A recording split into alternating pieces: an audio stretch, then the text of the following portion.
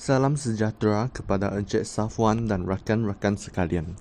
Saya Gabriel bersama dengan Sing Hui dan Chui Ling dari Kumpulan 10 akan membentangkan jenis-jenis parti politik di Sabah dan Sarawak yang mengekalkan keharmonian etnik di Malaysia.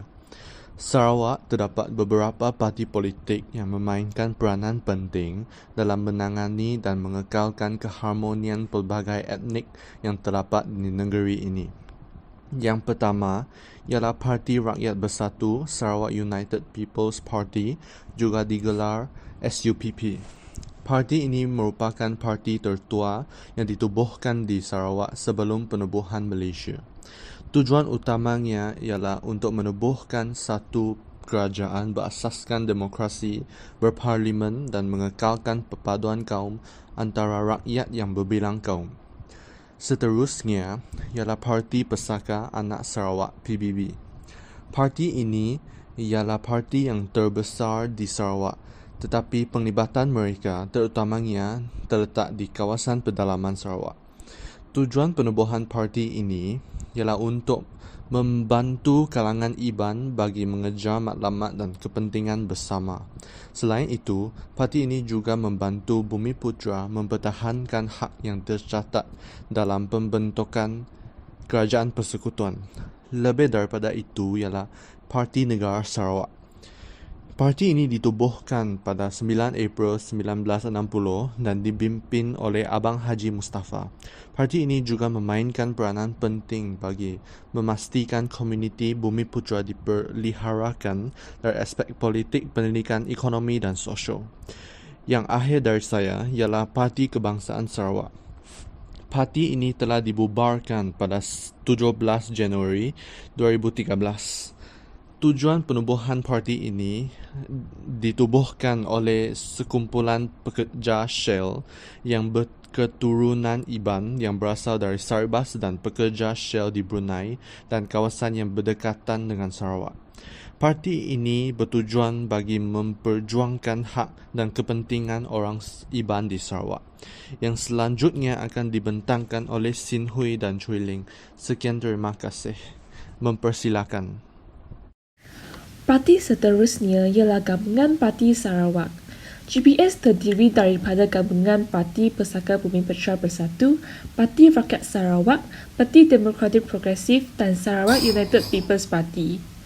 GPS telah menyokong kerajaan persekutuan yang dipimpin oleh Perdana Menteri Malaysia.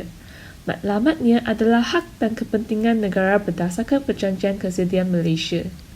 Selepas itu, saya akan memperkenalkan perkembangan parti-parti politik di Sabah. Parti politik pertama di Sabah yang ingin saya perkenalkan adalah United Sabah National Organisation. USNO telah ditubuhkan Parti Kepentingan Etnik Bajuau, Suluk dan lain-lain. Parti ini diketuai oleh Tun Datu Mustafa, Dato Harun dan menjalinkan kerjasama dengan Sabah Chinese Association. USNO telah memberikan sumbangan besar untuk hubungan kaum dan masyarakat seperti membantu buat mangsa kebakaran. United Kadazan National Organisation merupakan sebuah parti politik yang ditubuhkan bagi masing memperjuangkan nasib dan masa dengan bangsa KDM. Parti tersebut diketuai oleh Tuan Fuad Stephens. Pada tahun 1964, dua kumpulan etnik utama, Kadazan Dusun dan Murut yang diwakili oleh Angko dan Pasok Momogun, bersetuju untuk membentuk Pertubuhan Pasok Momogun Kadazan Dusun menurut iaitu APCO, yang tidak digabungkan untuk mempertahankan kepentingan penduduk asli Sabah yang bukan Islam.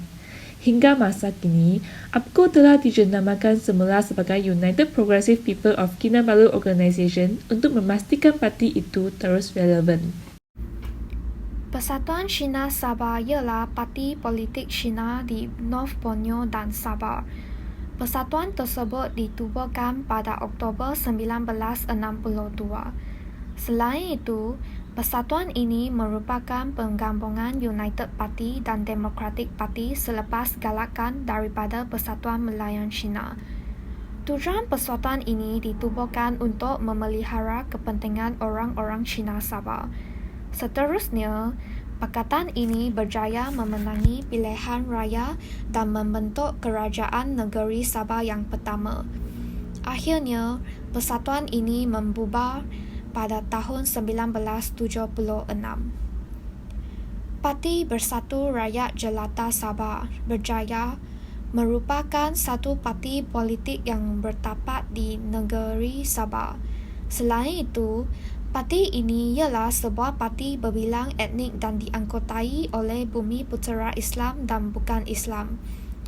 Berjaya telah memerintah kerajaan negeri Sabah selama 8 tahun dari 1976 hingga 1985.